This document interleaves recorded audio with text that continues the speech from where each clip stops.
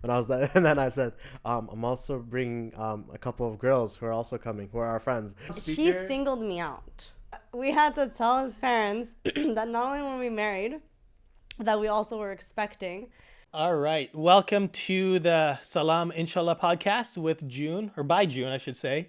We've got an amazing panel of guests here. We have Lamia and Chris, or he's also here with Crazy. And then we also have Natasha with her husband Wasif.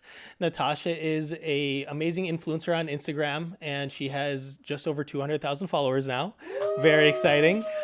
She also just started a YouTube channel. She has just over 20,000 followers. So if you are looking to follow an amazing Muslim influencer, make sure that you reach out to her Instagram and YouTube channels at Natasha Zelatel, I believe is. We'll paste it in. Okay, we'll paste it over there. We'll get it in there. Yeah, look in the comments, and you'll see her tagged in the comments. It'll be down there. So go find her. She makes great content. We're excited to be talking about a dialogue about the Muslim Ummah, the different things going on with the state of matchmaking, Muslim singles, and a lot of the things that they're facing, the challenges that they're facing. I know all of you, both of you, the couples are married, and each of you have a child, which is very cool, very exciting. So I trust that you have great advice to share with our viewers. We hope. Yeah, right? We won't say it's good advice. We'll say it is. It's advice. It's advice. First off, I do want to get to know each of you a little bit, how you met, kind of your story, your background. We'll give you a little bit of time to think about this while Natasha and Wasif answer this. So if you could give me a little bit about your background and your story of, I know you're a revert, and I believe that Chris is as well. So if you want to share a little bit about that story, how that came to be, and then how Wasif came into the picture after that. All right, so reversion story. That's what. Yes, we'll start with that. No, but we have to include the how we met story first. Then it comes to the reversion story. We'll keep it short, but we'll cover it. Yeah. Okay. So, how we met or how I reversed? No, let's do how we met. Let's do how we met, because then it builds. If the how we met builds into the reversion story, we'll start there. Yeah. It does. Okay. So it was summer of 2020, so peak COVID in New York City. I was going to NYU at the time, so I was just about to graduate. I should talk closer to the mic. Yeah, sorry. So I was going to NYU at the time, and I was just about to graduate, and all of my friends I had at NYU were international students, so they had all left the city. So the only friends I had left were Bengalis from Queens. That was it. Bengali Muslims from Queens. So we had made plans to meet up at Six Flags. This was September, so end of the summer. And we met through mutual friends. So I'll butt into my position in life at that point. So I had just come back to New York that a couple months earlier. I just got out of active duty and was in the reserves at that point, and I moved back into New York, and then boom, COVID. So New York wasn't that crazy, but I remember that it was just a group of my friends. We were all deciding where to go, and then we were they were deciding to go to Six Flags. So we're okay, I'm down. We can finally get out of the house, so why not go to Six Flags? I've never been on a roller coaster before. I don't love the roller coasters, but I was why not? So we decided to go to Six Flags. Yeah. And the first time we talked to each other was he was scared to go on a roller coaster. And then I called him a word that wasn't that nice. But I'll tell you exactly what happened. So we were online. So this is a girl that Just wait a little bit. Here's the real story. Okay. So this is a girl I've never met, right? I've never met. She's not even my friend group. So it was my friend group and then her friend group. And then they just love mutual friends with each other, right? So that's how we all ended up going in this big 10-person group to the Six Flags, right? So we're all waiting in line. I forgot the name of the roller coaster, but it was this old rickety wooden roller coaster that shook when it passed shakes, by. It looked right? like it was one screw away from falling. It was after sunset, right? So it was dark. And this wooden roller coaster, you can see the spider webs in between the little things, right? And I saw every time they used to go through. How many boards were broken? I don't know. Like Literally looked like it was about to come crashing down. It was shaking every time, and I bet like you can just like see the fear in my eyes. So he was wearing a mask, so all I saw was his eyes. Oh yeah. And I just see his eyes wide open, and I was like, "Oh my god, don't be such a." And then I called him a word that wasn't that nice, which I'm it not starts gonna with say a B on the podcast. But yeah, and then he was, offended that this girl he doesn't even know said that, so he felt challenged. But then I followed him around the rest of the night, trying to talk to him, and he wasn't taking the hint. So then I like asked him out like 4 times, and then finally he took the hint. But he was a good Muslim boy, so he was like, I wasn't even Muslim yet. Then we tried talking. I didn't notice it. Apparently that's what you had she was no doing. idea. But He I was didn't really oblivious. notice. That's how good of a Muslim you are. You didn't even realize. Exactly. He was literally oblivious. And I told all of our friends, and they're like, he's never going to go for you because, he goes for Muslim girls, like good Muslim girls. And yeah, they also said that you weren't like the type and stuff like that. Yeah, and I was like, bet. So, challenge accepted. Yeah, so then, and I had actually been already looking into Islam at that time. So one of the friends we were actually going to meet that day that I had been talking to all summer was going to lend me an English Quran. But they forgot it that day. So funny enough, I ended up meeting Wasif that day, alhamdulillah. And he ended up becoming like my intro to Islam. So I bombarded him with questions, and the rest is history. Yeah. Then I reverted about a month later. Yeah. I reverted. That's how it ties in. I remember right after the Six Flags, we became good friends. And then he would just randomly ask me questions. Like, first of all, I didn't really have a good impression of her, right? Because like I didn't really think that like no, because like I didn't really think anything of it, right? I didn't know she was like chasing me around or anything like that. The only thing I remember from that night is just her making fun of me for not wanting to go on a roller coaster, right? Yeah, exactly. So so I didn't think anything of it, and then here she was. I remember she like responded to one of my like Instagram stories, and I was like, "Who's this? Why is she talking to me?" I'm like, I didn't really like was for it, but she started asking questions. I was like, oh cool, okay, so here are these links, look at that, so the DMs do work. Yeah. If you're persistent. I also had his number I got from his friends. I was texting him. I didn't give her my number. I pursued him. I didn't give her my number. That's pretty creepy. I pursued. Stalker over I here. was stalker over here. Because he was talking to me, but he thought I was trying to be friends. Yeah. So I was like, we should go out. So we go out, and he invites everybody. And I was like, no, you're missing the point. Like, I'm trying to like. I remember one time. So like she was living with at a apartment complex, right? And it has like those shared spaces where like everybody comes and like they do barbecues and stuff. She was like, hey, this is before she reverted. So everybody that's where everybody goes. And she was like, hey, can we talk about something and can we do something? I thought she wanted to hang out. I was like, oh, cool. So so what happens is that I brought like 2 of my friends, one of my female friends and another friend, just because I know. Just because I thought, like, I didn't want her to be alone. I didn't want her to be the only girl there. So I brought another girl there. MashaAllah. Yeah. So after that meeting, I was like, no, I'm trying to, date you. And then he was like, well, I'm Muslim and you're not. So he's like, if I'm going to talk to you, it's going to be for marriage. And so I has already been talking to him about Islam. All we talked about was Islam. Mm-hmm. And then a couple weeks later, that was September, I reverted like November 6th of 2020, alhamdulillah. Mm-hmm. So yeah, I really tied into that. I feel like it was really closely related. And I'm really glad because I was already looking into Islam. I was agnostic at the time.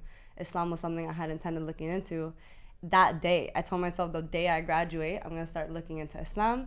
That was the last final I had the day that we met. So alhamdulillah, everything works out, for a reason. So yeah, and now here we are. Yeah. What a beautiful story. Yeah. There's a lot more to it. But Yeah. These are the cliff notes. We got the cliff notes here. Yeah. How about Chris and Lamia? Ooh.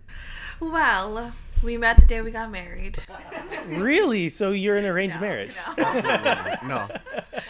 Chris is like, I'm not about that life. No, we're not about that life. That's the story Cheyenne's hearing, though. Yeah, that's the story we'll tell our son. But what happened was it was 2019, and we worked at the same company. I was a manager, not her manager, but a manager, and we worked at a financial company. And I had this walk. It was a real slow walk, and she was very interested in that walk.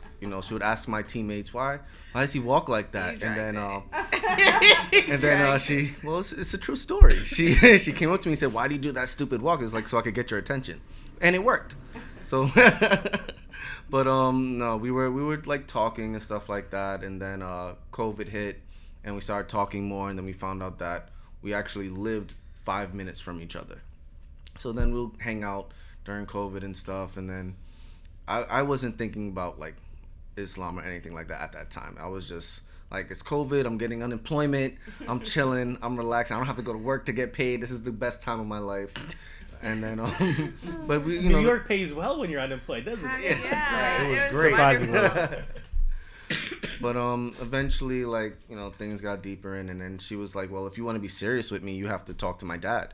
So I said, okay, give me your dad's number. This was, I think, 4 or 5 months in. Not even, I think, like 3 months. No, we started talking like seriously. It was fairly new, like you lay very it out new. quickly. Yeah. No, but thing is, I had like, as awful as it sounds, no intention of getting married. But only because like cultural differences. He was a Christian, I'm a Muslim. Like I'm the eldest of my household, so it needs to be Bengali Muslim. That's it. So I was just like, hey, listen, I'm not gonna waste my time, and I don't want to waste yours. So we're gonna be friends and keep it pushing. And then he was like, what? No, like, I want to be serious. I was like, if you want to be serious, then call my dad and tell him you want to marry me. Yeah, and then he was like, okay, so give me your dad's number. So did that phase you at all? No, I'm not afraid of nothing. So, Yeah. so I said, give me your dad's number. She texted me her dad's number. I saved it on my phone, called him up, and I said, hey, hi, Mr. So-and-so. I'm not going to say his name out loud. And he was like, yes. I was like, hi, my name is Chris. I'm a friend of your daughter, Lamia, and I want to marry her. And he paused. It was the longest pause ever. Yeah. And then he goes, who are you? I was like, You didn't prep your dad or anything? No, I didn't even think he was going to do it. Like, let him prep. What? She thought I was soft. I ain't soft. So He was like, challenge accepted. it was like a whole like conversation. I was telling him about myself. I was telling him, I'm older and stuff like that. I take things a lot more seriously. Very family oriented in a way. I lived with my sister and stuff, and her husband and my niece and everything. So we, my family was always together. We were nice people. We weren't, like crazy or anything like that. I wasn't a big. But you partier. married crazy. Yeah, of course. Listen, calm needs crazy. I agree. But yeah, he said, okay, well, let me talk to Lamia and let me think about it. Then he called Lamia and He called me literally. He goes, Lamia? I'm like, yes, Baba. He goes, I almost have stroke. I'm like, what happened? He's like, who called me? Why did they say they want to marry you? I'm like, I don't know. I'm like, I don't know why they want to marry me. He's like, who is this boy? I was like, well, it's someone, he's my friend. We're really close, and I think we can have a future together. Do you want to meet him? No. He said no right off the bat. He was like, 1 year later, if you still are talking to this person, then I'll meet him. If you're like serious, whatever. So literally like 1 year later, I was like, hey, Baba, like I'm still talking to this guy, and I really think I would really appreciate it if you got to know him, because we're headed in the direction of marriage now. He's like, what? Where is he from? What does his mom do? What does his dad do? Trinidad? Oh my God, he's gonna have 10 wives, he's gonna cheat. You're gonna have a baby, he's gonna leave you. And I'm like, why is he gonna leave me after he has a baby? He's like, that's what they do. I don't know how I'm still here. But. Yeah, right? But then no, and then my dad met him, and right off the bat, he loved his mannerisms. He was just like, okay, but he's not Muslim. I was like, it's okay. Like, you can't just force somebody to be Muslim, especially for marriage. It doesn't work like that. Mm-hmm. But right off the bat, like in between us talking and learning, I'm not really a religious person. We never really talked about religion. But what were you originally? I was borderline Jehovah's Witness. There you go. So I knew a lot about the. That's interesting. Yeah, so I knew a lot about the Bible and stuff like that, and I've been to different types of Christian churches. I've been to Baptist, Pentecostal, Jehovah's Witness, Seventh-day Adventist. I've been to them all, and like none of them really connected with me. There was always something that was there that I just had like an ick, like no, this isn't it. And then Lamia was like, she's Muslim, so I was like, let me look into this. Let me see what this is about, And like I was just doing research and just learning about it. I was watching videos, I was listening to the Quran, and I was reading it, and I was seeing how things were very similar in a way to Christianity. With at least the stories and stuff like that. He would ask me questions that I wouldn't know the answer. Yeah, she to, wouldn't know the answer. As awful as it sounds. She wouldn't know the answer, so I'm like, Google it. So he's only here to help improve your iman. Exactly. Honestly, because through him, I've learned so much, alhamdulillah. Yeah, like for example, Qurbani Eid coming up. like the story in the Quran is very similar to the same. It's the same story in the Bible. So when she told me about it, I was like, oh, that's the story of Abraham when he was sent to go sacrifice. And she's like, that's in the Bible. I was like, yeah. Oh, that's cool. I was like, yeah, that's in the Bible. And it was funny because random story. Her mom, my cousin, who's a Jehovah's Witness, she had a Bengali friend who was also Jehovah's Witness, and they were going to do a retreat in Bangladesh. Wow. Don't even. And they said, can you translate this text? Can you read this? Can Lamia read this text in that's written in Bangla? I don't know how to read So she Bangla. doesn't know. So she sends it to her mom. Her mom reads it, and her mom goes, Chris, is there anyone in your book named Bible? I was like, what? Bible. How does it spell? Bible. Bible. I was like, you mean Bible? that's the book. I'm like, oh. She's like, okay. Mom, that's the book. That's what the book's That's called. their holy book, Mom. Thanks for making me look dumb. I'm over here like, Bible? Like, But yeah, but then, eventually I was learning about it. Then I had a friend who had converted in 2021. So I was just talking to him about it and his experience and everything. And then when I eventually met Wasif and Nat, they grew up together, Lamia and Wasif.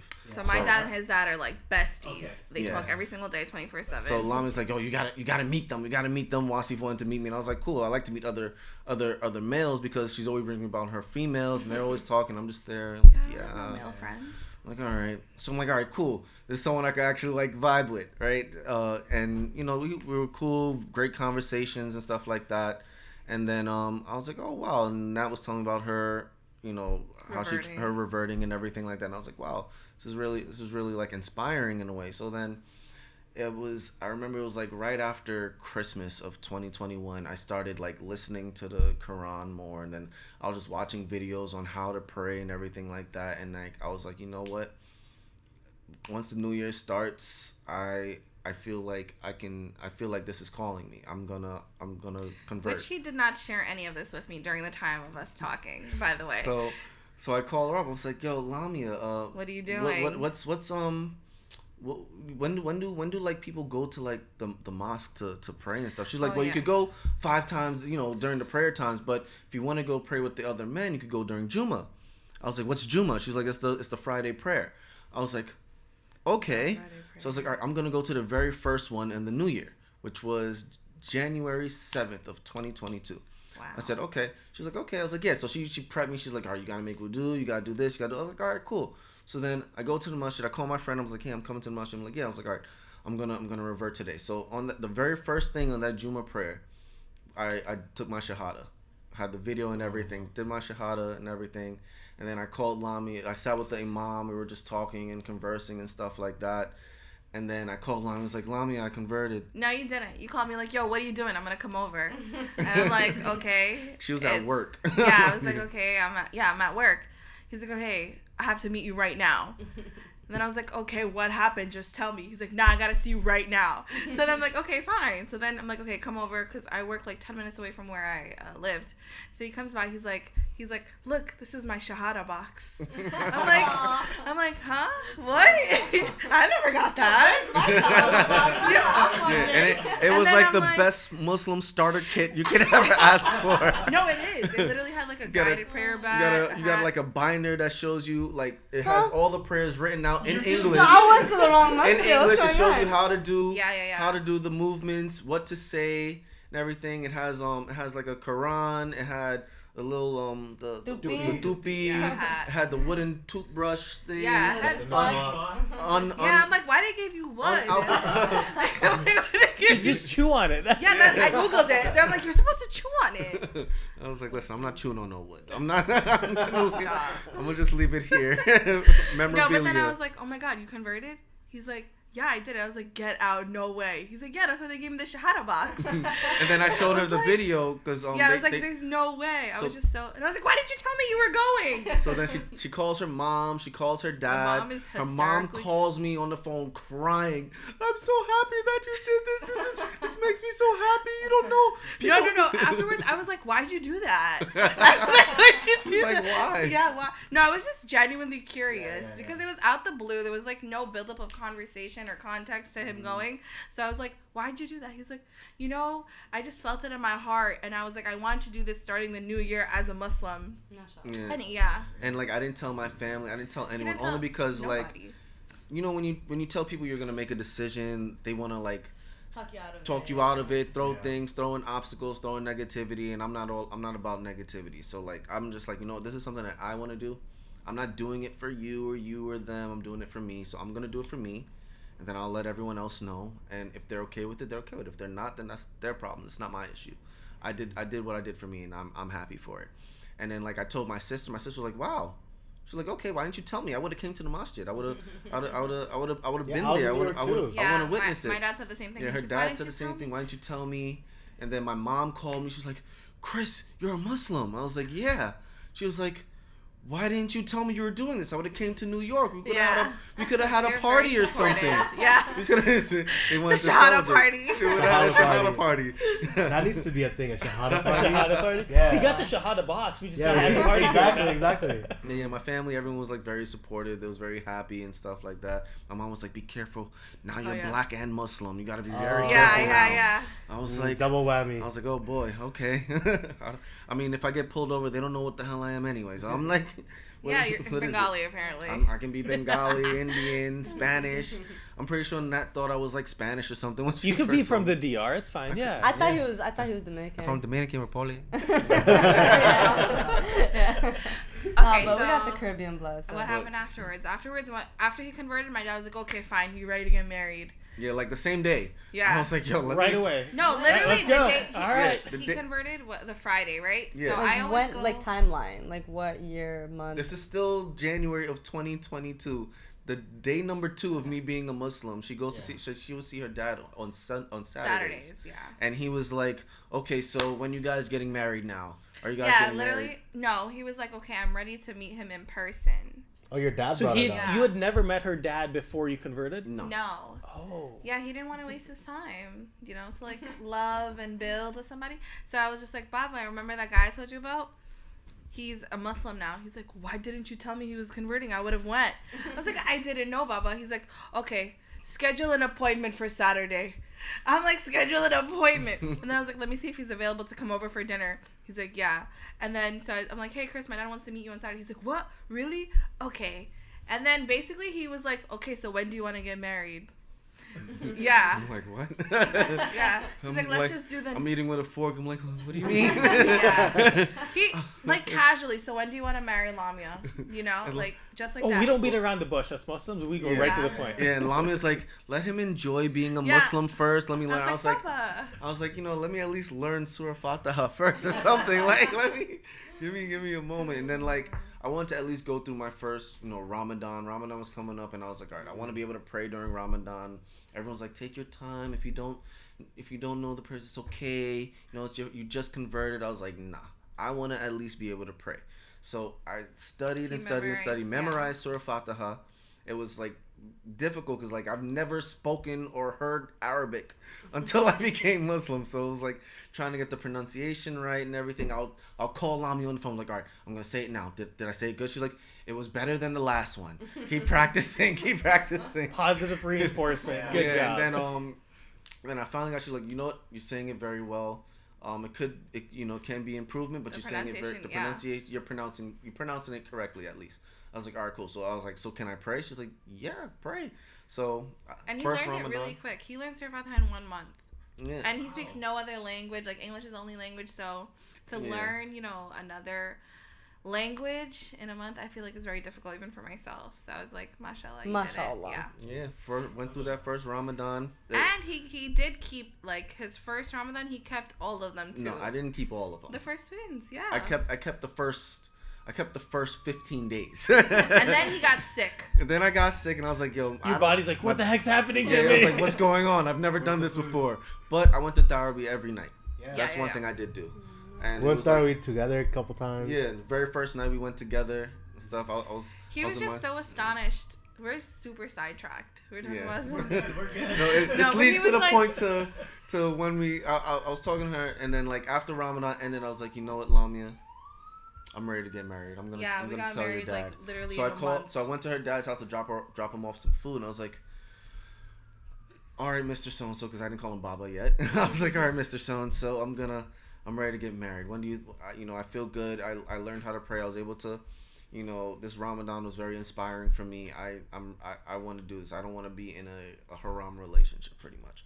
He was like, okay, all right, no problem. Called her other sister, called her little sisters. When are you gonna be in New York? When are you gonna be in New York? Okay, I'm trying to have Lamia married in July. When are you gonna be in New York? When are you gonna? All right, perfect. No. It was supposed to be initially in May, cause my sisters can come in May for like spring break, whatever. So they were like, okay, in May, set. And then my dad's like, Chris, when is your birthday? And so his birthday is like May 19. He's like, oh no, you cannot marry the same day. I don't know, some conspiracy theory he has. You can't get married the I agree same with that. month. You don't want to mix marriage with your birthday. That's so he was like, okay, we can do that, and we can do August. August, bad luck. I'm like, what? So then I was like, okay, so let's do June. And then everyone's like, okay, June. But then my grandfather, who was here, he got severely ill. He was in the hospitalized, like, very bad condition. We weren't even sure if he was going to make it. But alhamdulillah, he's okay now. July comes. We're like, okay, that's it. We're going to get married because afterwards I don't have time. Like, I'm working. He's working, school, everything. So we're like, July, we're going to get married no matter what. So we kept pushing, but they kept pushing it. I'm like, the 31st is the day. If you can make it, you can make it. If you can't, that's okay. We'll send Zoom links. We were ready. We were at City Hall. We got the marriage license. They're like, do you want to get married today? You can get married today. And she looked at me, and it was like, you just need a witness. And it was like, oh, we don't have a witness. She's like, all right, we don't have a witness. We walked out of there. She was like, they're lucky we didn't have a witness. It would have just got it done. It was just becoming really stressful. She was like, because I wanted to do a simple, like, nikah at the masjid, just like my parents, his parents, that's it. And, like, my sisters. And then my dad's like, no, my dad has 9 brothers and sisters. Wow. He's like, so an uncle means chachu, and then, like, mama, mommy, everyone. They're like, they're going to get so mad if they don't go. They raised you. I'm like, how many people raised me? So, like, we have to invite them, and they have kids, who are married with kids. And they have, everyone, basically a 10 people event turned into a 200 people event in the masjid. Sounds like a typical Pakistani or Bengali. Yeah. Out of we that got 200, married July 31st. I think maybe 25, 30 was from my side. That's a small Bengali wedding. Yeah, that is. Yeah, we had our big reception. Like, we did a destination afterwards. Okay. But that's our love story. That's an amazing story. So we met at work. Oh, but my family's till this day, some are still very racist, but F them.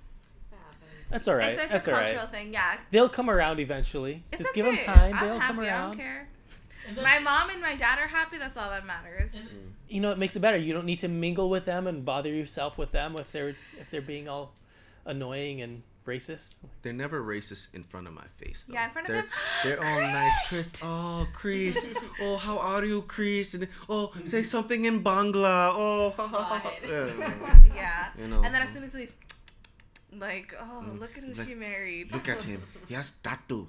Look, Oh, he yeah. has tattoo. Like, You've been practicing this accent for a while. oh, no. No, he just hears it so much. Yeah. And they bring it up in front of his face too. Yeah. Now I'm Like- just like, leave him alone. They'd be like, you have tattoo? I was like, well, technically they don't exist because I converted. And, so when you convert, you're like a brand new baby. So Technically, every 7 years we go through all of our skin as well, and all of our cells regenerate over every 7 years. Oh, So yes.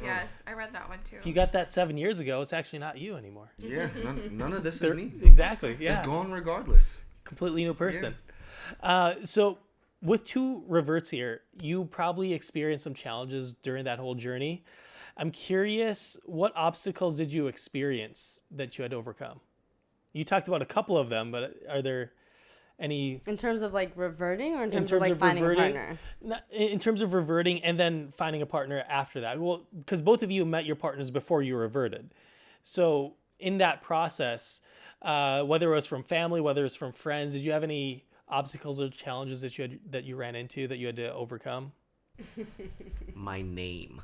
Yeah. My name. yes. There are some people that do not like my name. They say, Chris, you gotta change it. I personally will not change my name. But there are some people that are like, I'm gonna just call you this. I'm gonna just call you this. So I tell them, if you're uncomfortable with calling me Chris, you can call me Ali. I was My like, dad Which, calls you yeah. Ali. So My his dad's dad like, calls me hey, where's Ali. Ali today? I'm like, who? So I'm like, cause I'm not gonna let anyone just call me whatever they want. So I'm gonna call you a name that I like. And Muhammad Ali was the very first Muslim person that I've ever known. So I was like, so call me Ali. You know, because everyone's Muhammad. So I'm like, just call me Ali. So other than that, it's just, you know, you still run into a few people. Why don't you just legally change it? Why don't you change it? You know, I'm like, I can't change my name. So before my dad died, he always said, keep your name. I gave you that name, keep your name, because his name was Peter Paul. My name is Christopher Peter Paul. So Can't get more Christian than that. I know, right? So he was like, you gotta keep your name, you gotta keep your name, you gotta keep your name. And it was one of his like wishes, and I'm like, you know, I'm just gonna honor it. It's my name, it's what I was born with, that's it. But you know, I can't let, my name's not gonna dictate my religion. I believe what I believe and how I believe in it. And I know me, and that's it. If you have a problem with it, call me this. If not, you can call me Chris. Because what matters most is what do you believe in here, not what do you believe out there. I think there's a misconception that people say you have to change your name. There's always a lot of miseducation, I think, in the community. I think on my end, my parents were probably more understanding than most reverts. I think a lot of reverts will have parents, like, that's a very common story you'll hear, where their parents, like, disowned them. It's really sad sometimes. The messages I get, people share with me. My parents were more tolerant because they had both converted to other religions that they didn't grow up with. So, like, who were they to get upset at me when I had done the exact same thing? My dad grew up Mormon, and he decided to become Christian. And my mom grew up Catholic, and she decided to become Christian, like non-denominational Christian. So they have both had their own, like, conversion experiences in religion. So even though I think that they were a little bit iffy about it because they didn't understand Islam at all, they were more, I think I had a much easier experience than a lot of people I know, alhamdulillah. As for my family in Puerto Rico, that's a whole other story. Like, they thought I was, like, running away to join, like, I'm not gonna say on YouTube, but they thought I was running away to join, like, you know, really militant groups in the Middle East. Like, they thought Wasif was, like, brainwashing me, and I was gonna run away with Wasif, and, like, they thought, like, Wasif was, like, a T word. So, like, it was bad. Your parents took it pretty well. I remember like, we came back, I dropped you home to your parents. I remember you just went up and you're like, hey, mom, dad, I just, you know, I went to the mosque. My mom gave me a whole speech trying to tell me, like, just make sure that this is what you want, you know, that you're not doing it for Wasif and whatever. And I'm just sitting there like, and then my dad just looks at me after she finishes this whole speech. He's just like, she already converted. This is not, she looks at me, he's like, she already did it. Like, there's not up for debate. Like, she's already gone ahead and done it. Same reason why Chris said is, like, I feel like it was my decision. I didn't want anyone. I didn't even tell Wasif. People think I converted for him or he made me convert. He didn't know. All of our friends knew. She didn't know. Yeah, all of our, because you want it to be your own decision, you know? Yeah. All of our friends, we went to Jummah also, and all of our friends knew I was going to convert except Wasif. He found out on the way to Jummah. Yeah, so, I'm on my way to Jummah. I'm usually driving there, and I sort of like to, like, Jummah hop to, like, different mosques. You know? Jummah hop. So, like, you know, just because I want to, like, just do that. So I remember she, like, calls me. I'm on my way, and she was like, "Hey, what are you doing?" I'm like, "I'm on my way to Jummah." And she was like, "Oh, can I come with you?" And I'm like, "Why do you want to come to Jummah with me?" You know, like this. And she's like, "Oh, I wanna convert today." I'm like, "Oh, shoot," right? So no, that's not what happened. We had planned to go to Jummah, and we all planned to go to Jummah together. Oh, did we already plan to go to Jummah? But he didn't know I was converting. Everybody else knew. So I think that was an issue. You told me on the call that you were gonna revert. Yeah. Like right before he picked me up, and he was like, "What?" So he stops in Jackson Heights to like get me a shahada box. Like I built my own shahada box for him. Really? Because it's DIY. Did you put wires in there too? So duct tape and everything. And I think that my family in Puerto Rico, they're just Puerto Ricans, like, don't really know about Islam. I feel like there's a lot of, I think that growing up in Puerto Rico, the United States controls the education system a lot, so I don't think that they get as much of an exposure. I think things are definitely changing, but growing up, it's not like you're getting exposure to everything going on in the world. That's just not typical. I think, like I said, now it's changing, alhamdulillah. But they just didn't know, and people are afraid of what they don't know. And there's also racism, you know, like if you're Puerto Rican, you marry in Puerto Rico. Even within Puerto Rico, there's a lot of colorism. So I think that they had a lot of concerns with like Wasif and like where he was from, the religion he was, and his skin color. And it took some time for them to like come around. I think they have come really far. I think that they're always Did gonna they be. think I was like Hindu for the longest time? Yeah, they kept calling him Hindu, and I was like, he's not Hindu. But like to them, every brown person is Hindu. But that's what I mean by like the lack of education.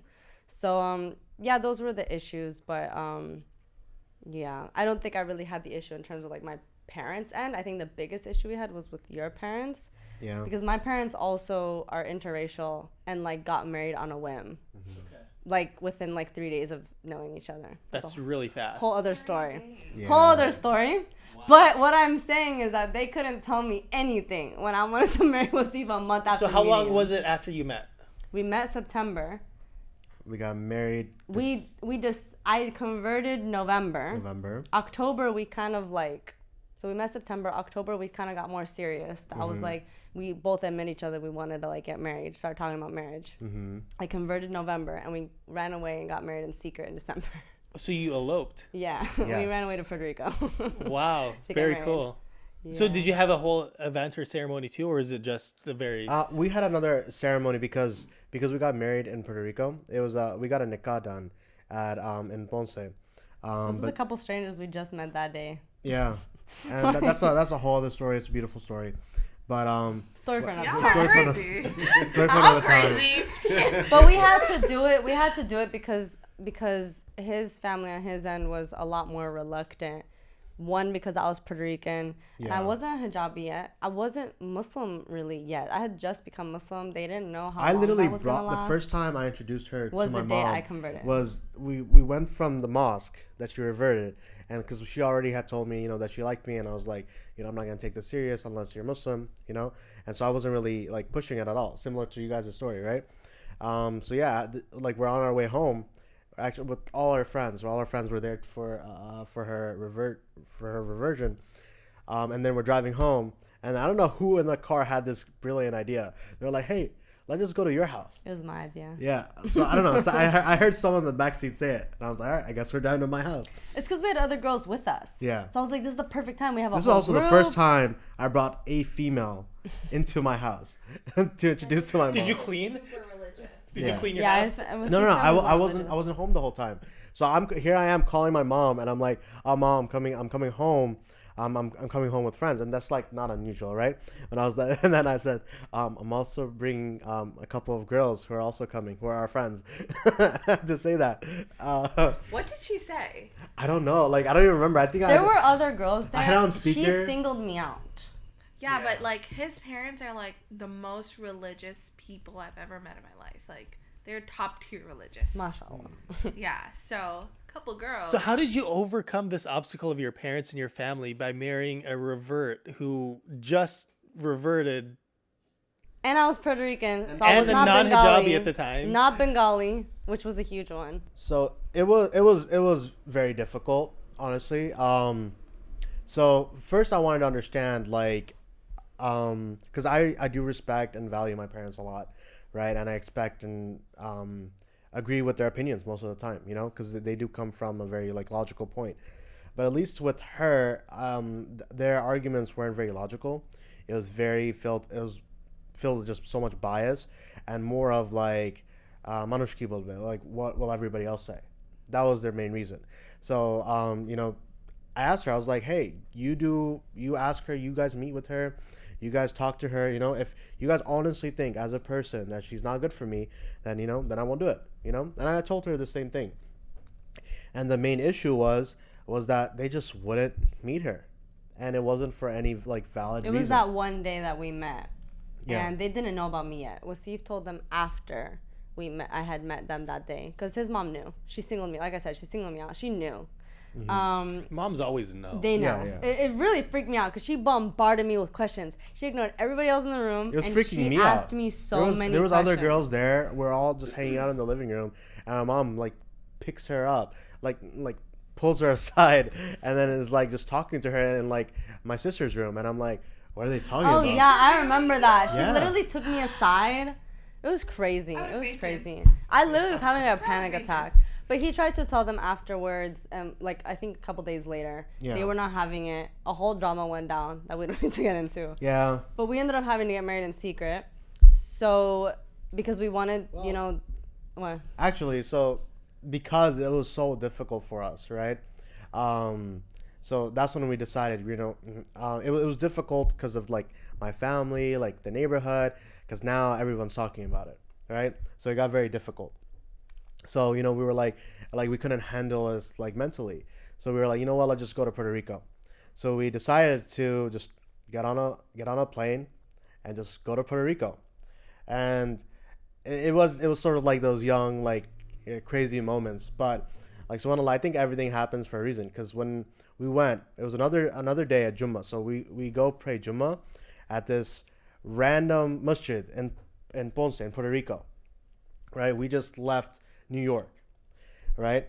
So we go, and there's 3 mosques in all of Puerto Rico. There's like one in San Juan, there's one in Ponce, and there's one like near the north, right? And I think Muslims in Puerto Rico are like 0.00001%, like nothing, right?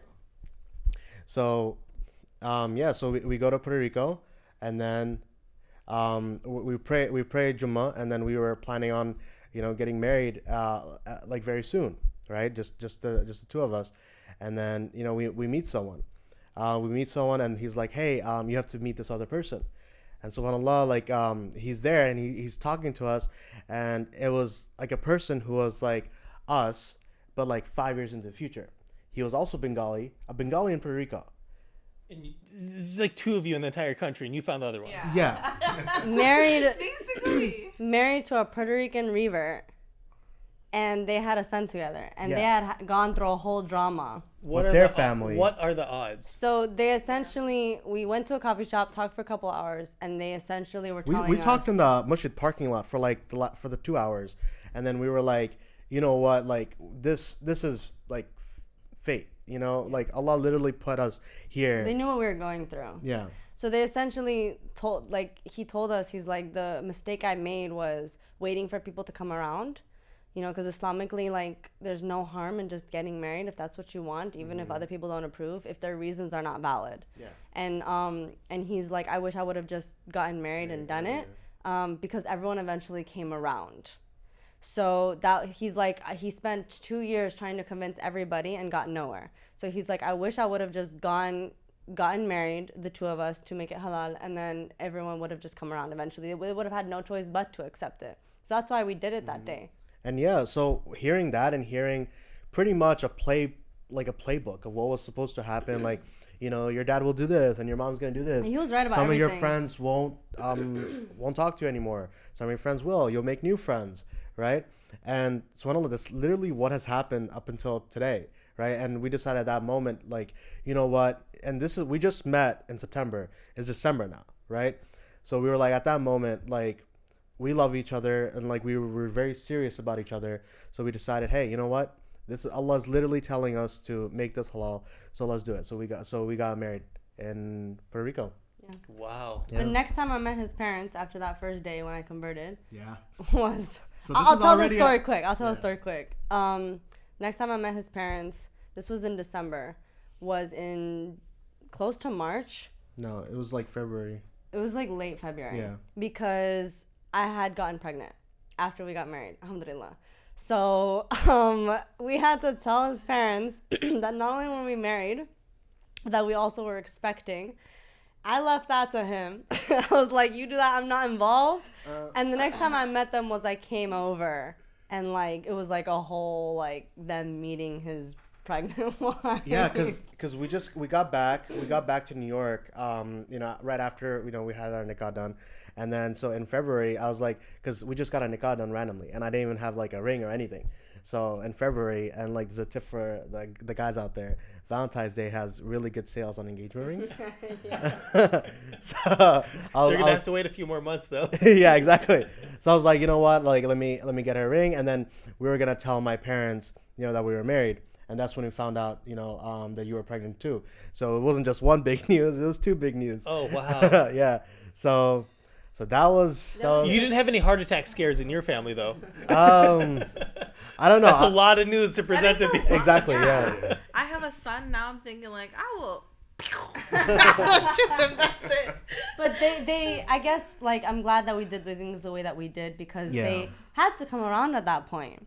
Now I'm carrying like their grandchild. Like I wish we didn't have to do it that way, but it really kind of pushed them. I don't know how far we would have gotten otherwise. I mean, alhamdulillah, Allah does everything for a reason. It really pushed them to get to know me and kind of embrace our relationship because like I wasn't going anywhere and they were excited to meet their grandchild. They were excited to become grandparents. Even now, my mom tells me, she was like, she's very proud of me that like I decided to make it halal as soon as, even though people didn't come around, you know, even though she disagreed with it, she was proud that we decided to make it halal.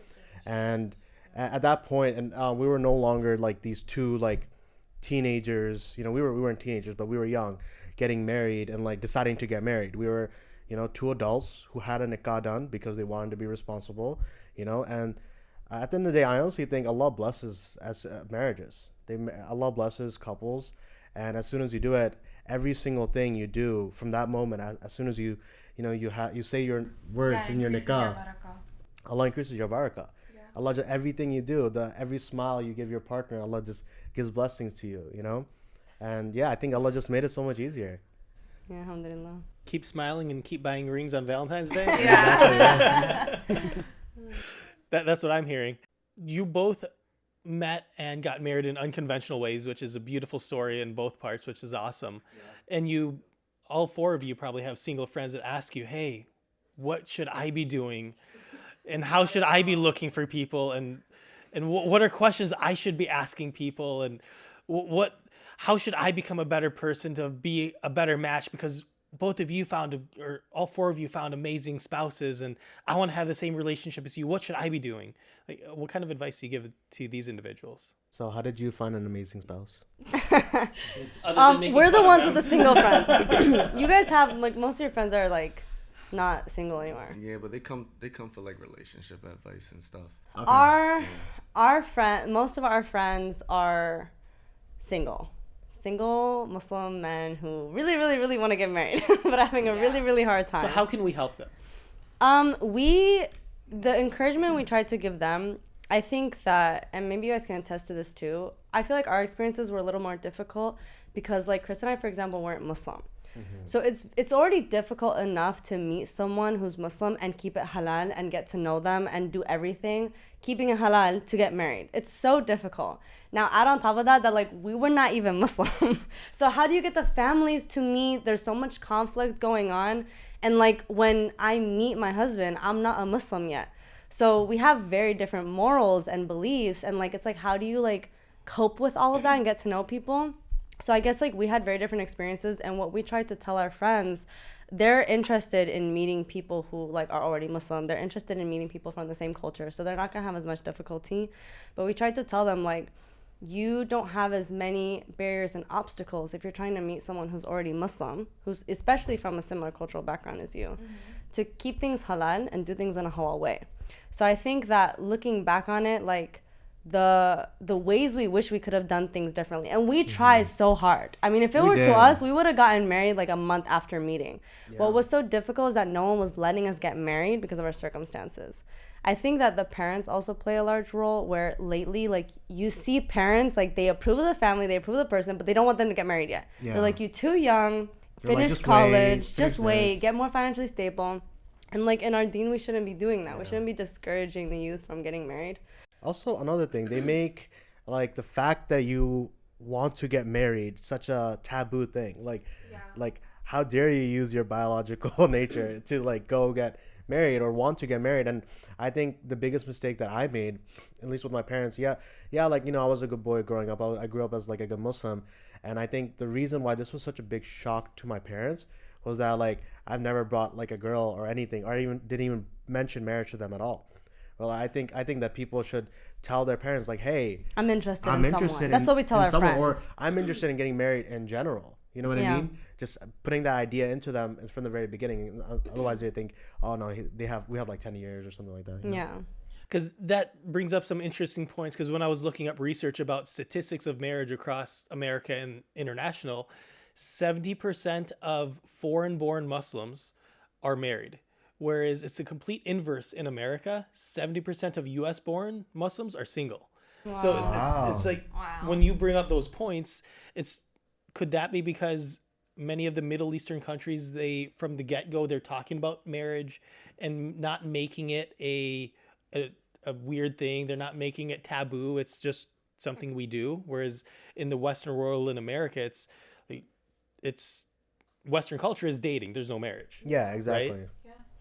I think the concern is also like the parents. A lot of Muslim families here are immigrants, and so they raise their kids here, and of course their kids are going to be introduced to a myriad of cultures and people. Yeah. So I think the expectation that they're going to marry someone just like they would in their home country, someone from their home country with the same exact ideals as them, is unrealistic because it's a melting pot. Like America's a melting pot, especially being Muslim in America. You're going to find yourself in other Muslim communities that tend to be mixed. So you're meeting people like from all over.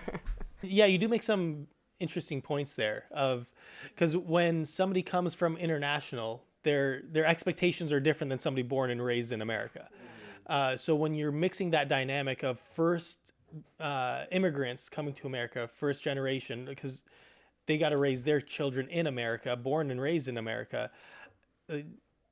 and that's a lot of our friends. Like our circle is their parents immigrated here. Yeah. So then we're kind of caught in the middle here of how do we navigate this of staying true to our customs and our culture and our religion, and then also being part of the melting pot of America.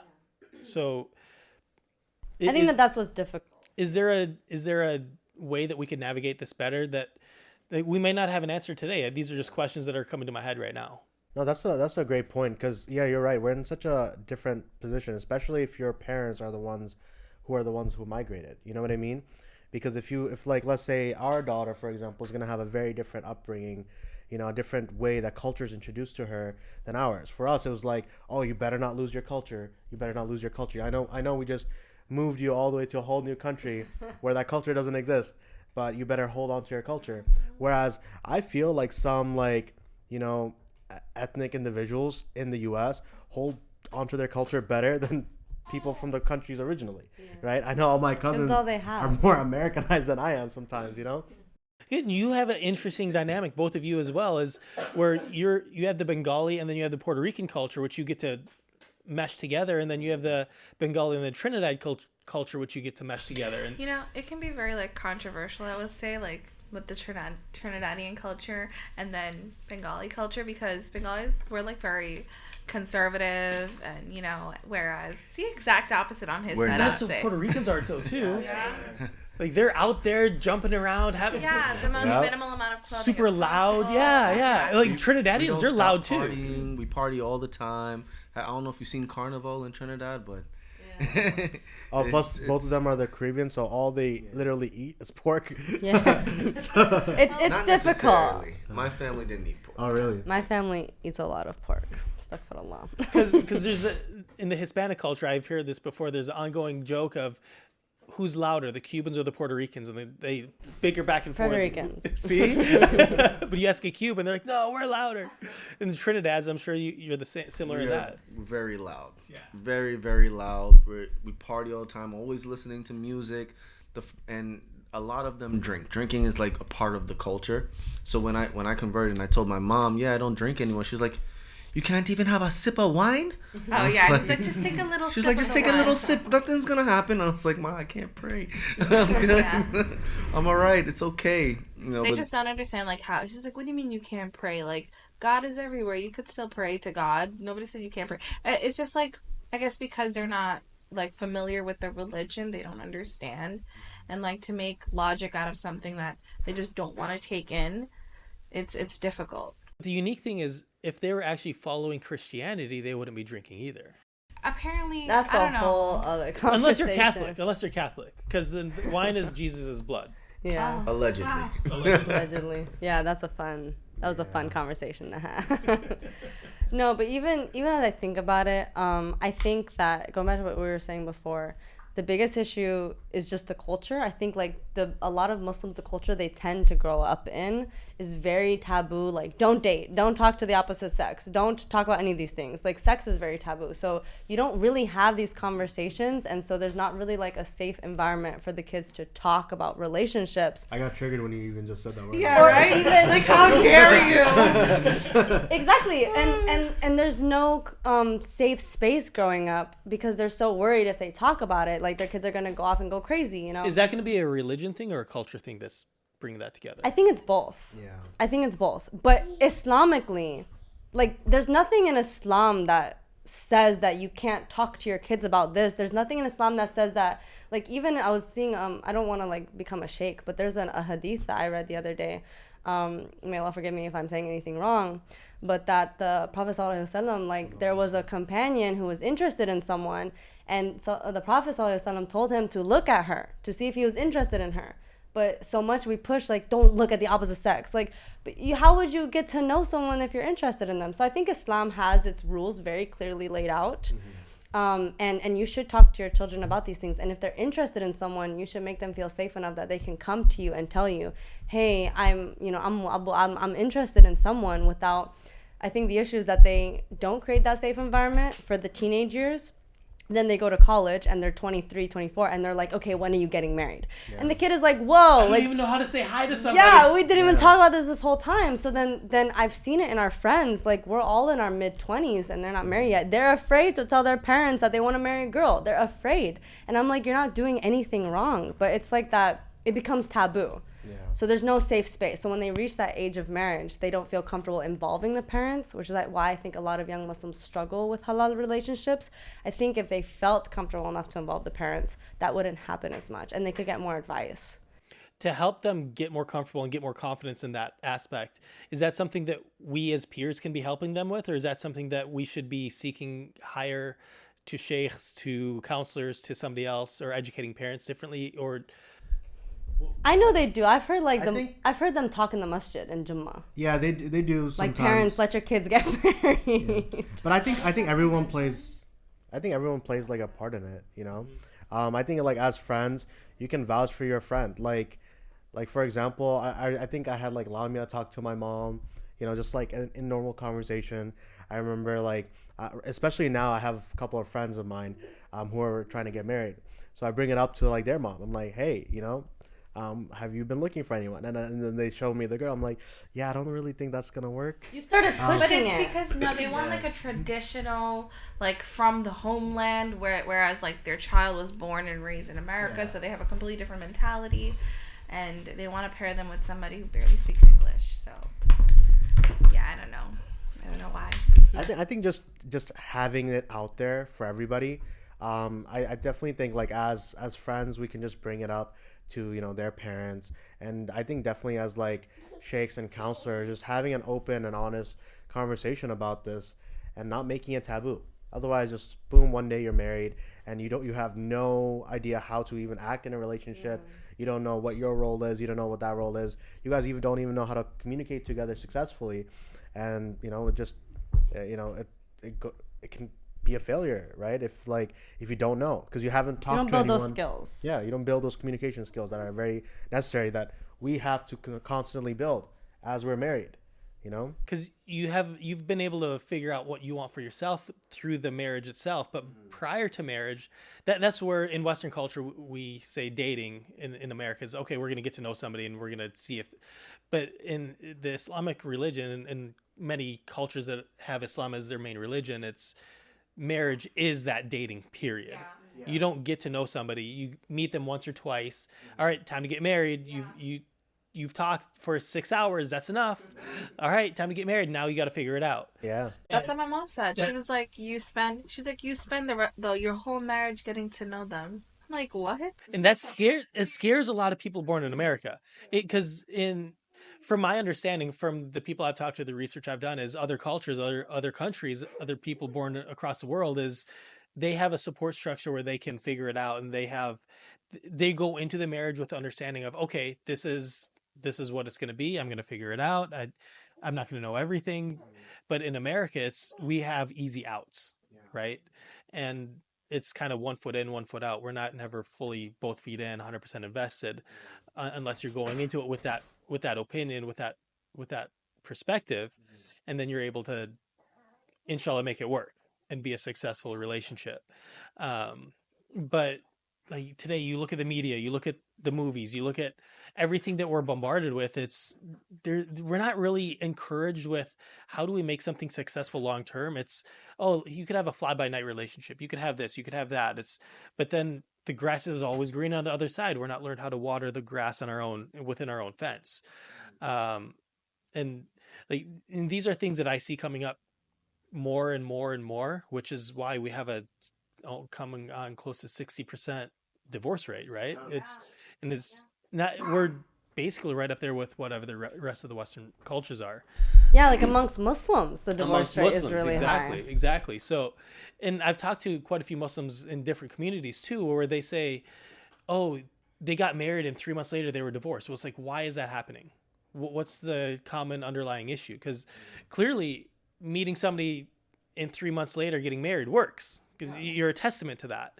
But how come for these other people it's not working? Is it because they're there following their young selves and not sure what they want to be doing? Is it because we don't have the proper support structure around them? And I know we might not have the answer, but these are things that come through my head. Honestly, really quickly, I feel like the social media these days have a big influence on that, because we see a lot of stuff on like TikTok, Instagram, and we want that so bad, but it doesn't exist. Like, especially like a lot of things that I saw on social media, I don't have in my marriage. Not that our marriage is, I want to say like, alhamdulillah, I'm so grateful for who I married and we have a lovely baby, everything's going well, but it's like a completely different perspective on social media. And like some of my closest friends, they're like, yo, you do this, that, and the third, right? And I'm like, no, we don't do any of that. It's like, an unrealistic expectation that media So then sets. if we could give some advice to the single people looking, is green flags. Like, what can we look for, or traits that we should be looking for? Because a lot of that comes like from a our potential spouse. Exactly, because a lot of these things that we want are from internal. And what are some things that maybe we could pay attention to from within ourselves, of what should I be looking for in somebody else? Some traits I should be looking for, some qualities. So I think, at least from an Islamic perspective and just like us, what we've done personally, I think it's very important that you figure out what you both want in life, right? I think we're always fed that you two are just like this one unit who are like meshed into each other, and you just, instead of Wasif and Natasha, you guys become Watasha and Nasif, you know? We'll work on that. New channel coming. Yeah, right, Natasha. I like that, actually. I actually like that. It has a nice ring to it. I don't like it. Anyways, but it's actually Wasif and Natasha just, doing something together. In a partnership. Yeah, in a partnership. And yes, everyone has their different roles, but you guys get to decide on that together. I remember one of our first long conversations were literally just main things. The reason why she was pushing marriage and we were pushing marriage is because we had those talks from the very beginning, like ever since we decided to get married. How many kids do you want? Mm-hmm. Do you ever want to move abroad? What kind of job do you want to have? What is the life dynamic you want to have? How often do you want to stay with your family? Do you want to live with your family? Some people don't know that until they're married, and they're like, oh wait, I'm living with my mother-in-law? They don't know any of this stuff. So I think those conversations are very important, because that determines pretty much objectively how you're going to live your life.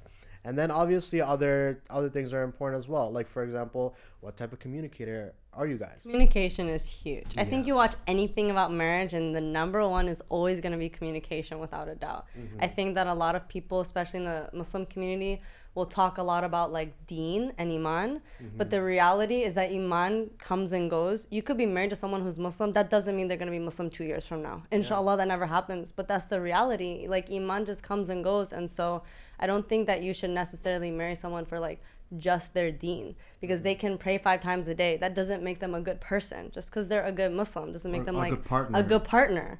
So I think that communication is a huge one. What makes communication? What is communication? Talking things out.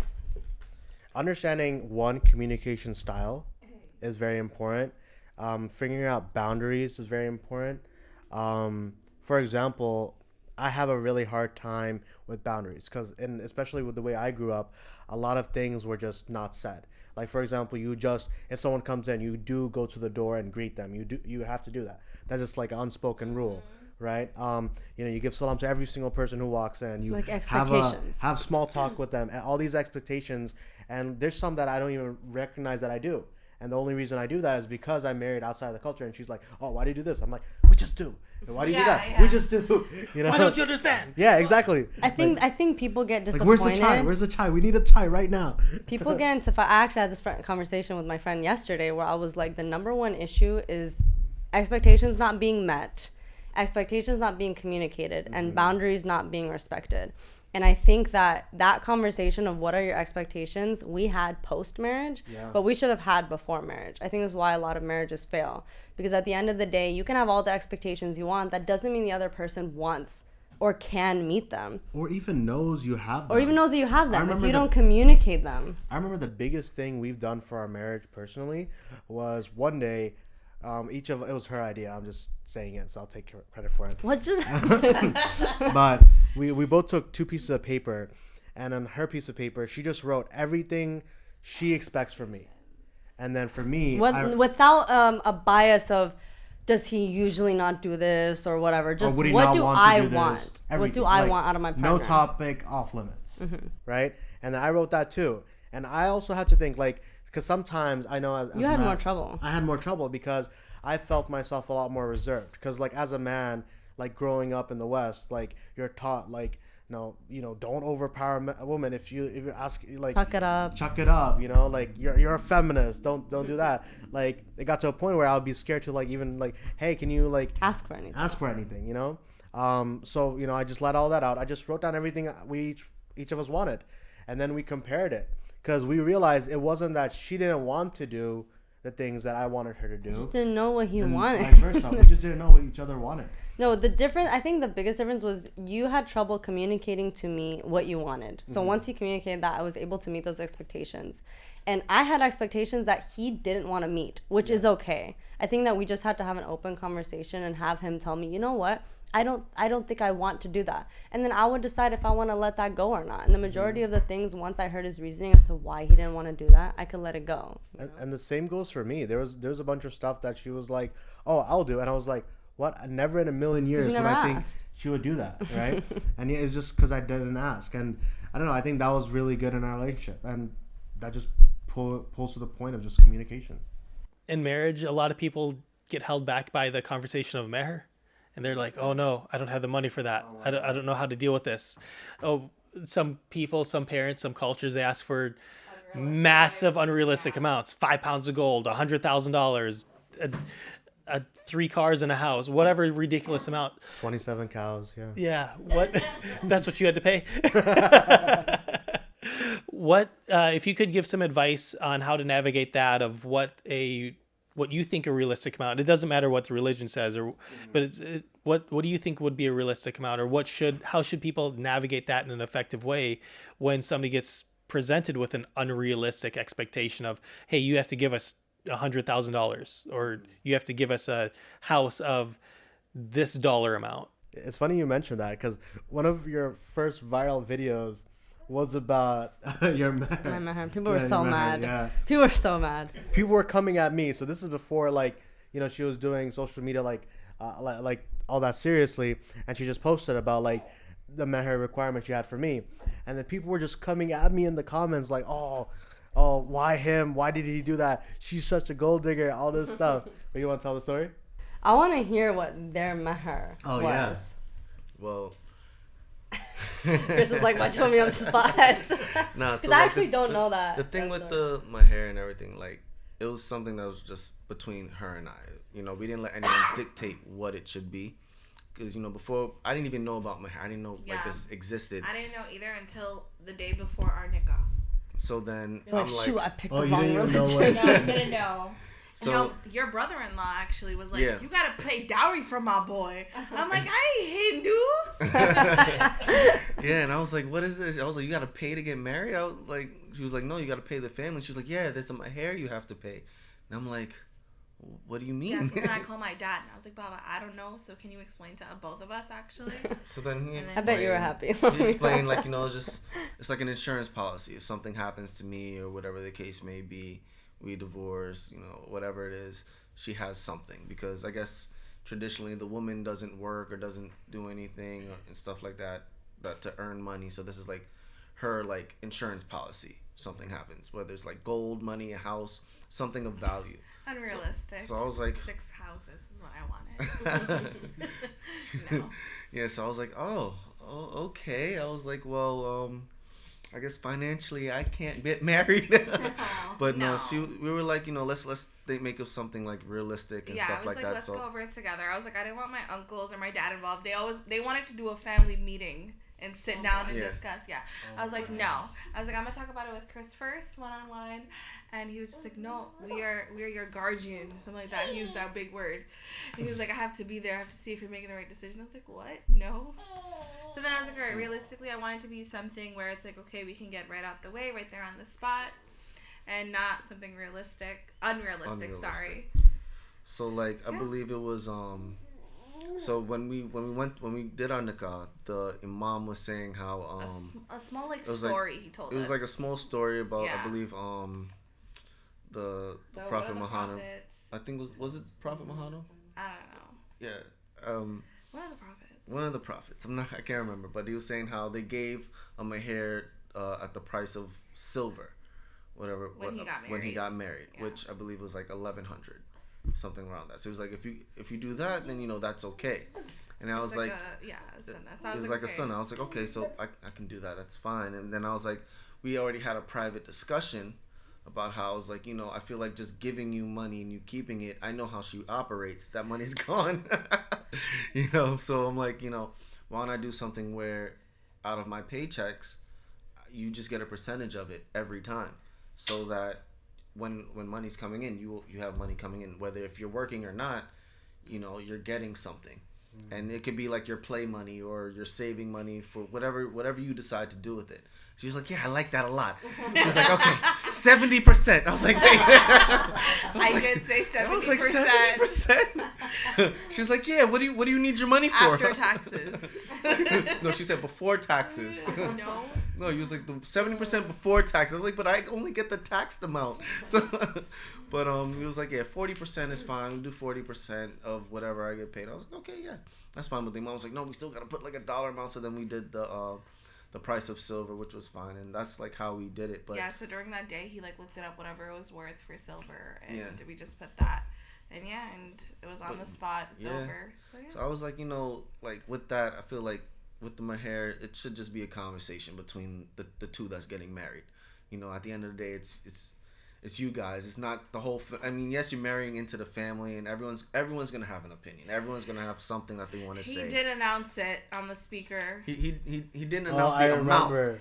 Yeah. He didn't announce the amount. He said apparently you have to. But we did have a conversation afterwards. My family, they were like, "This is bullshit." Literally word for word. Sorry, but I was like, deal with your own wife and your own problem. Yeah. I had no one judged me. No one came up to me and said anything.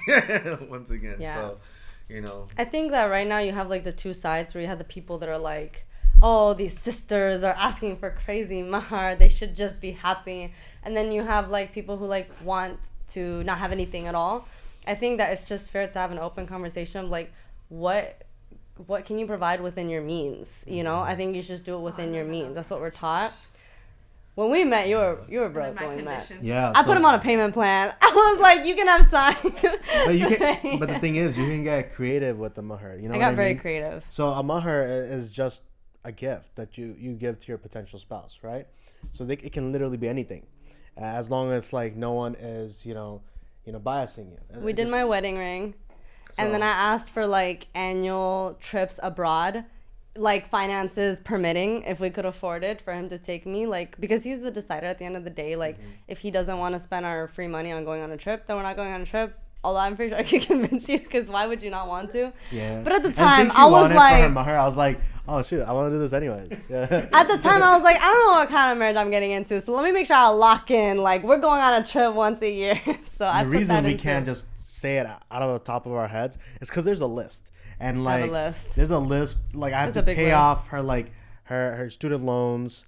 I have to do. That was the best one. I didn't ask for a lot. That was the best one. I was like, No, you but- know what? I have student loans, and like we're gonna be made a long time, inshallah. So like, I'll let you do that. Then it's a payment plan over time. So that's So, what we do. yeah, You get so- creative, you know. So like in the actual ceremony itself, it was the ring itself and the value of the ring, and then it was all these other things that are happening annually, and I thought it was pretty reasonable. Like it wasn't something that.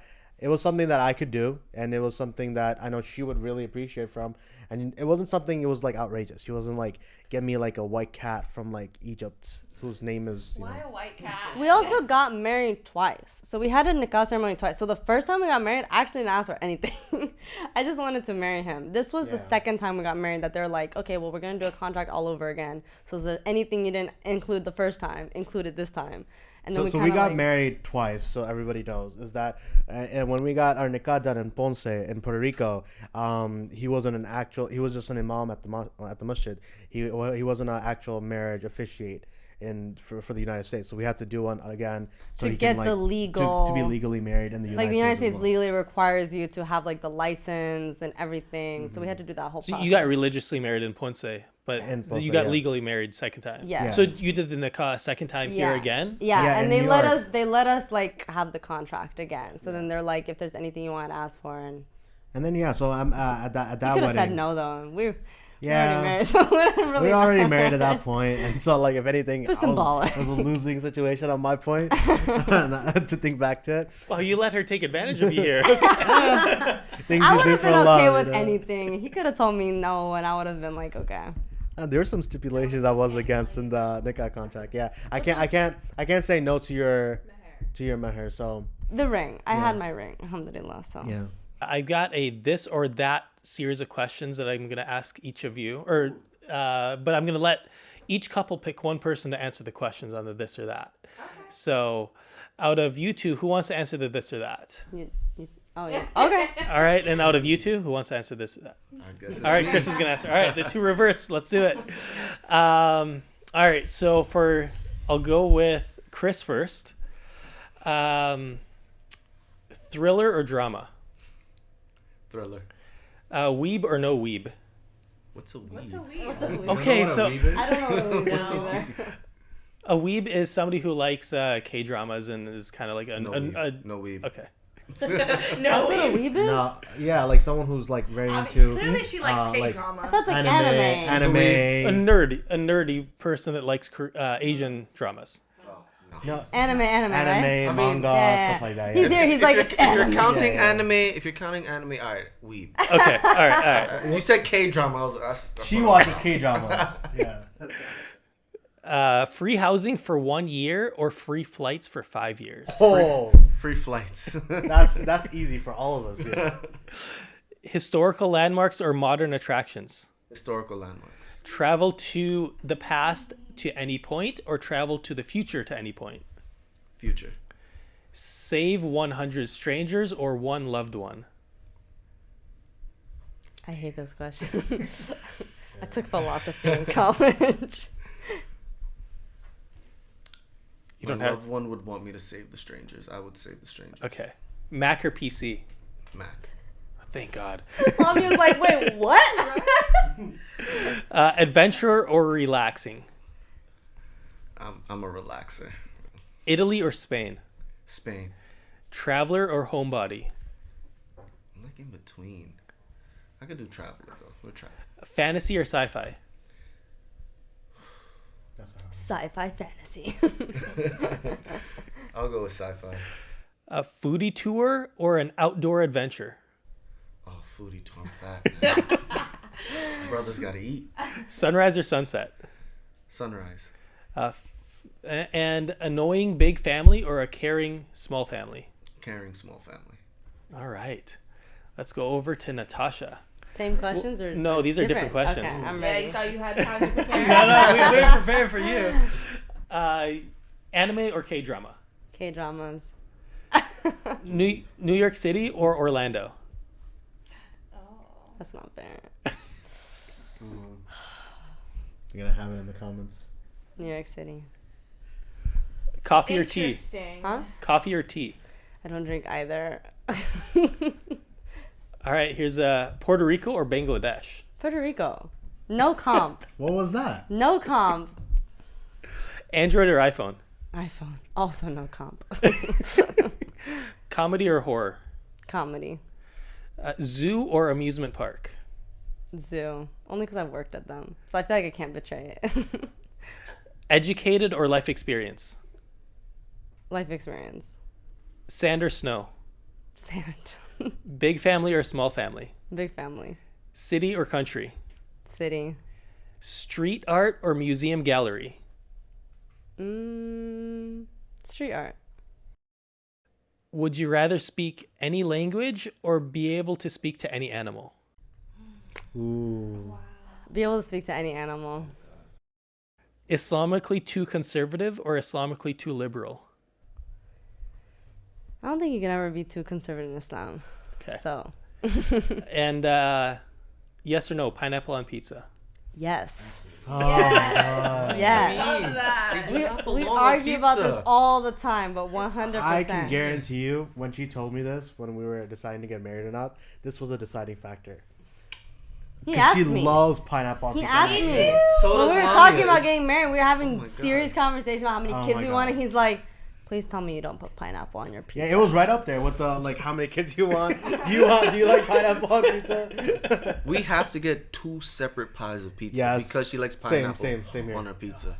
I can't do You it. don't, I'm assuming you don't like it? No. It doesn't because it Did doesn't you belong. try it? I've had it a few I've times. had it, yeah. It's so good. No. It's so perfect. Each to their own, right? Yeah, I guess. We have one last fun thing to do. We're going to do it together. The 4 of you know each other pretty well. So I've got about 20 questions here of kind of a couples challenge question, and then we'll be finishing up.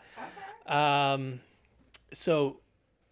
it's basically going to be picking who's the most of this. Like voting. Yeah. Yeah. So, Amongst the 4? Yes, or amongst the you couple? 4. Okay. we could do it as an individual too, as your 2 couples. We'll do it that way. So just out of you 2, and then out of Okay. Out of you two. We'll, So just as we'll couples. vote whether it's each of us. Okay. yes. All right. Who finds it harder to admit they're wrong? Who is most creative? Oh, me. Should we say or should we point? Point. Okay. Who takes the most challenges? Did you just say you're most creative? Yeah. I'm so creative. Are you kidding me? Can't even dress. Who would last longer in the zombie apocalypse? Oh, definitely me. Because you're married. That's not fair. Who's the boss in the relationship? What? You know it's me. You literally complain about that all the time. Why are you lying? Who is the messiest? Oh, definitely her. That's not Definitely true. her. That's so true. Both actually. I'm the maid. Yeah, same. Who has the most patience? Yeah, I'll say she's more patient. Who buys the better gifts? This one. I buy the best gifts. I'm pretty good with my gifts. Sugar mama. Who has the best jokes? Oh, definitely Oh, me. that's me. Yeah, I'm so funny. Who's most likely to get arrested? I feel like I would do something stupid that I didn't know was illegal. Like hit a parked car. Who has more friends? We have the same friends. Now we do, but they're my friends. Who's grumpier? Grumpier? This No. one. No. Yeah. Who takes longer to get ready for work? Yeah. Are you kidding me? Why are you lying? Why do you have to steam I have to- everything? I have to You kick have him out of the steam bathroom. He everything. takes an hour doing his hair. I have to kick him out of the bathroom. Who's more romantic? I'm more romantic. Not anymore. Are you kidding me? I'm so romantic. Who's more of a wimp when it comes to being ill? Ah, that's me. If I'm I sick, take I'm care of dead. everybody. Who's more adventurous? Who gets angry when they're hungry? Oh, her. Oh, definitely her. Oh my god. Yeah, they're pretty- Who's the better cook? Oh, I'm definitely me. That's me. Who usually apologizes first after a fight? Even when I'm right, I'm wrong. Even Cheyenne. And the last one, who's the better driver? Oh, that's I. Why you don't Why like you that do way? that? I learned how to drive on the streets of Puerto Rico. Yeah, well, gosh. those streets weren't safe. I know you're not talking. You know how to drive into a bumper. Really? So do you. Awesome. Well, thank you for joining us on this podcast today. You can find all their handles in the show notes down below and in the captions. Find their handles, follow them on social medias, and Like, share, and subscribe. like, share, and subscribe. Inshallah, we'll be able to have you on here again soon. Inshallah. Inshallah.